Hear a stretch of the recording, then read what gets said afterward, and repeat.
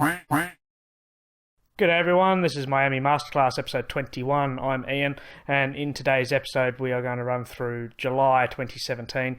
In June we had a bit of a blip on the journey. We went, what was it? We went 12 and 16 after a great month of May. We did have a little speed bump. We lost a couple more players to injury, Tozawa and Henderson Alvarez. He should be back soon. We may even see Bobby Parnell back before the month is through. But otherwise, our bullpen is looking pretty thin at the moment. We also, of course, have the international free agents coming through in this month, which should be right now, and will allow us to have a closer look. Where are we? International free agents. Is there anyone that really takes my fancy? First one there, Juan Morin. He looks pretty good, doesn't he? He's got great contact potential, great power potential. He could be a really, really good player for us. He's only 17 years of age as well. Now, our head scout thinks he's a bit better than the OSA ratings, but he might be worth the investment. We've also got an Australian pitcher, Bruno Gilder, who he looks very, very tempting as well. OSA ratings have him slightly higher, but he could be very, very good. He's only 16 years of age, born in the city where I live, so I might actually have a crack at signing him, because he wants $4 million, which is a lot of money, but he could be well. I mean, look, he's probably the best pitcher of the lot. Now, how much money do we have, whether we can offer him a contract? We've got quite a lot, don't we? Is it worth signing someone that age? We've got a few other players, don't we?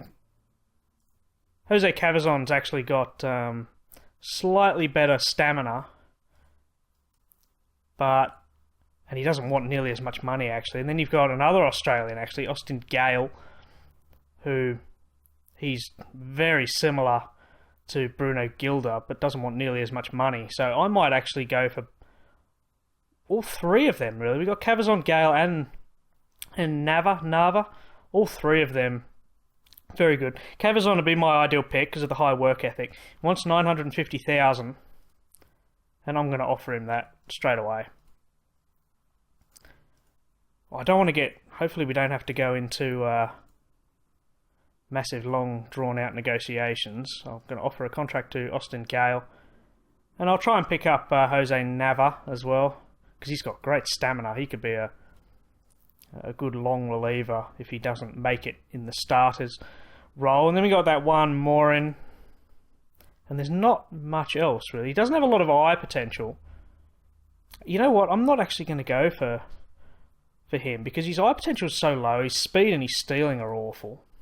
If we flick the other way, let's have a look at eye potential. Is there anyone there that really grabs me? Not really. There's not a great deal, is there? So I might just keep those pending offers for those three pitchers, and if I can grab perhaps two of them, I'll be doing all right. But let's carry on with the month. So as you can see, we are sitting second with 3.5 games back, now 4 games back from Atlanta. I don't want to fall too far behind them if possible. So Austin Gale has had an offer from Washington. This is going to be edited quite quickly, actually. Let's try low ball him as much as possible. I don't want to go too far over $1 million for each. Cavazon wants $1 million. There you go, he's already gone over that now. So let's go 90. They might take that.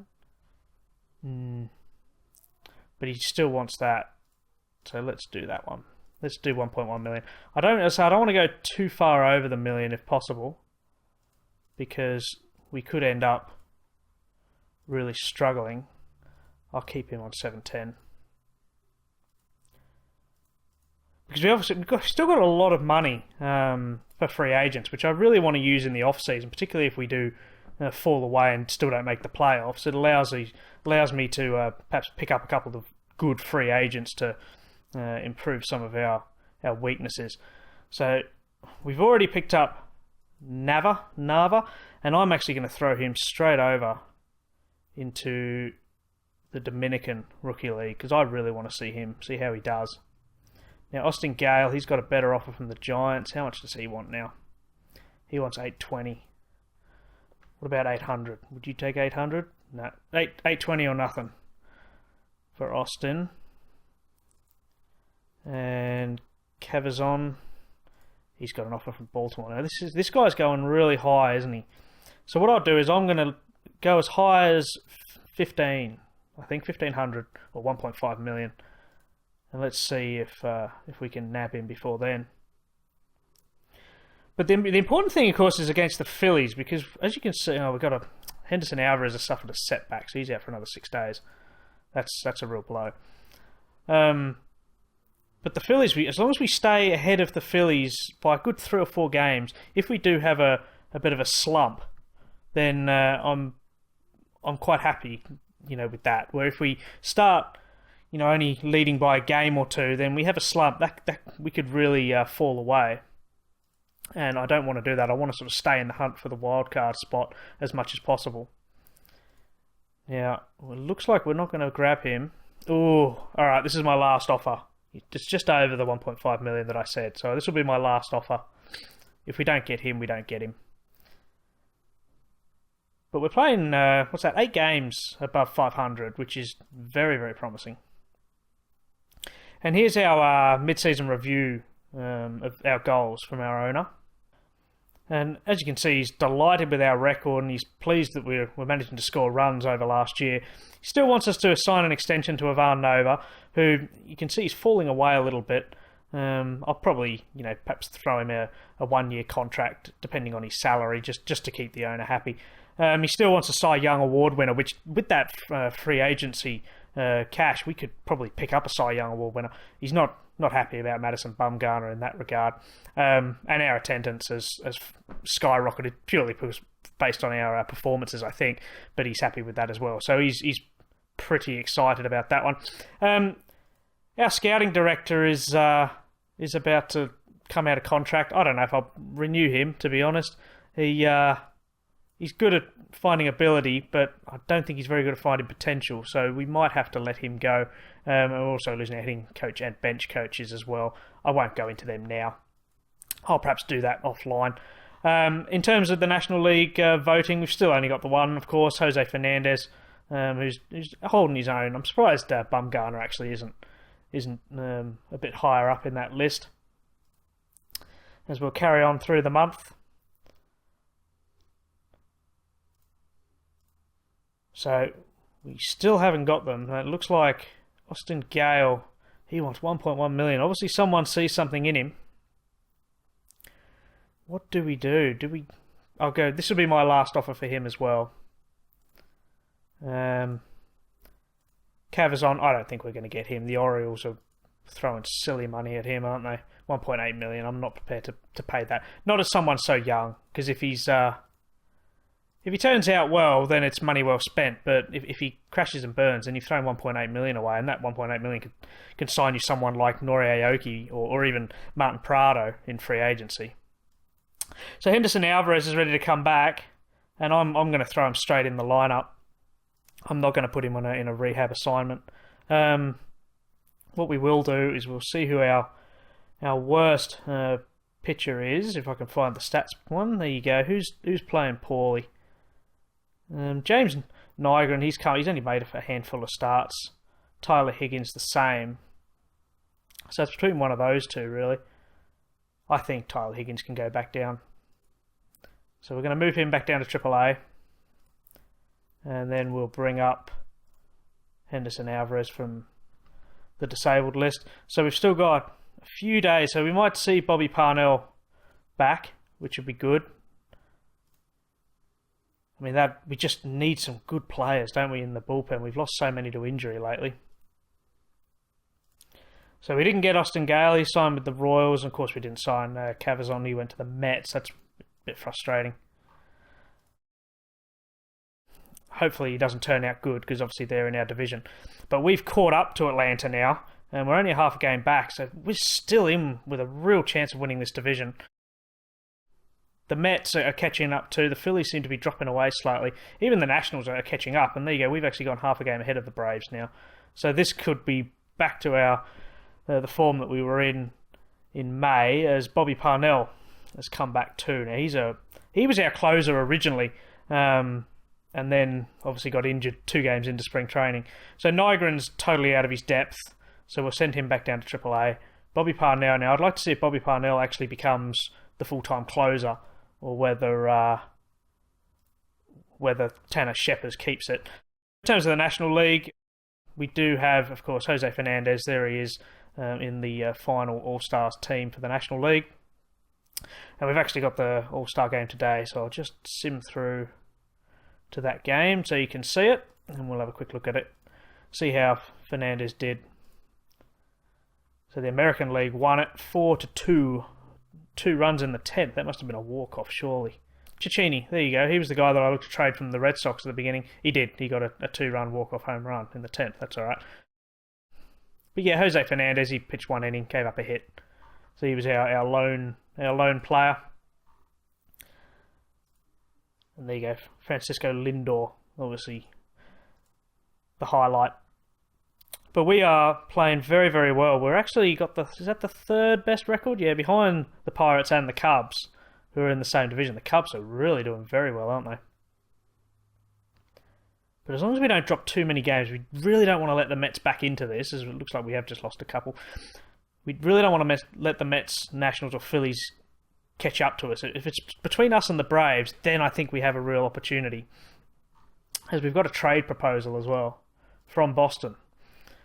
And they're going to give us left fielder, Hanley Ramirez, which, no. I mean, he's on stupid money for another couple of years by the looks of it. He has got a team option at the end of the year, at the end of the contract rather, but $22 million. He can play left field, but that's Schwarber's position. He can play third base. I mean, of course, we've only got Martin Prado there, but no, I don't think that. Unless they're going to take someone terrible away. They still want Ryan Orr, so he's obviously a talent, because if you remember, the Padres were after him. But I'm going to reject that. That's an awful trade. I don't think that that benefits us at all. They're just trying to get some of the dead weight contract-wise off their books. We've still got another one. So Boston are desperate. So another one for Hanley Ramirez. They're desperate to get rid of him, aren't they? And they were going to give us. They're going to give us $3 million in cash as well, but they want Federowicz and Jack McPherson. Nah. Sorry, Boston, but you put yourselves into that mess with those stupid contracts, so you can keep them now. So we're still there, aren't we? Look, the good thing is the Mets are falling away a little bit, aren't they? They're falling away slightly, so that puts us in a real opportunity, because it means that if we have a bit of a slump of form and Atlanta start to run away, we're still in with a hunt for a wild card spot, and the Mets aren't going to sort of catch up to us too much. So that brings us to the end of July, as Bobby Parnell is actually looking for a contract extension. I'm not going to give it to him just yet, although he did make 4 appearances and hasn't given up a run yet in these 4 innings. But we are sitting second on the table with. There you go. So we've actually fallen away slightly to Atlanta, and New York have closed the gap ever so slightly to us with 4 games. So I'm quite pleased with that. We've also got a 2-game lead over the Cardinals, and 3 games over the Dodgers in the wild card, which is also very good, as we're coming to the business end of the season now, so we really need to perform. Mazzara's slumped off slightly since the beginning of the season. Joe Panic is now our best leader for batting average. CJ Cron still leading the way with home runs. Mazzara's way out in front with runs batted in. Marte's got 13 stolen bases, which is a bit on the low side for a lead-off, but I'm not too disappointed, or too concerned for that matter. Mazzara leads WAR. With terms of our pitchers, Jose Fernandez has leapfrogged Bumgarner there in earned run average. Bumgarner's got the most wins, just one more than Jose Fernandez. Fernandez, surprise, surprise, leads strikeouts, innings pitched, and of course WAR. So if we go to the month of, where are we, July, and let's see how we did. Henderson Alvarez, he was back from injury, so his ERA's bumped up slightly there. He's obviously still looking to come back. Madison Bumgarner, he's playing very, very well. Adam Connolly, I'm so thrilled with him. He's just playing fantastic.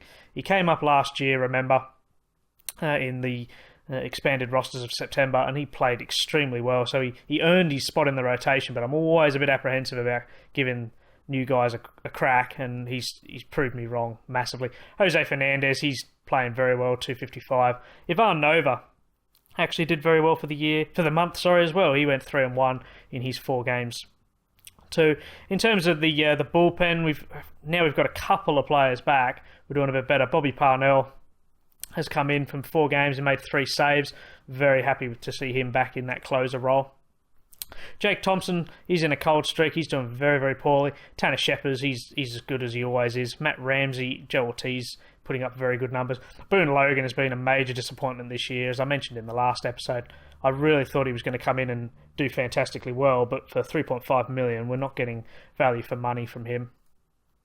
On to the batters then. So Raul Muto and Tim Federowicz, of course, still platooning in that catcher's role, but Raul Muto did slightly better for the month. CJ Cron, 286, very, very good. He led the team in home runs, so I'm really pleased with that. Joe Panic, he had an absolute stormer, didn't he, for July? Look, 321, and his on base was 384, which is very, very good too.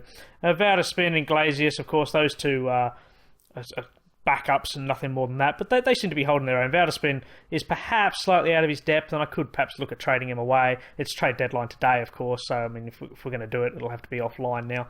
Martin Prado, he's injured by the looks of it, just for a couple of days, surely no more. Yeah, 3 days, because I didn't get a notification.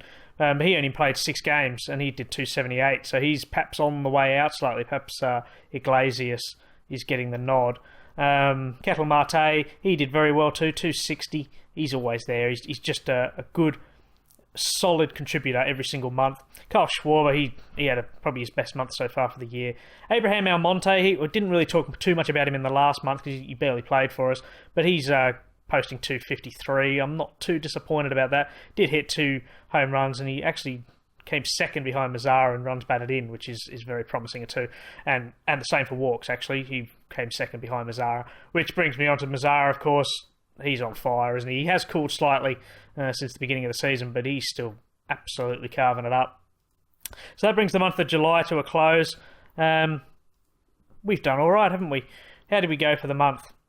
We went 14-10. If we keep going into those winning records, then I'm pleased. I did say in the last episode, actually, that I'd like to be playing sort of 500 ball, and that's what we've done so far since May. We've been playing 500 ball.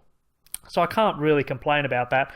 Perhaps now is a good time to really push and try and overtake the Braves, seeing as we swept them there.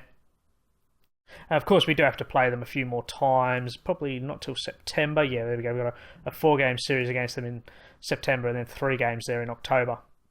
So those 3 could be really crucial to us, but we'll obviously worry about that when it comes to the time, because we have got August next episode. So we'll see you tomorrow for the month of August. If you enjoyed the episode, please pop a like on there for me, and I'll see you tomorrow.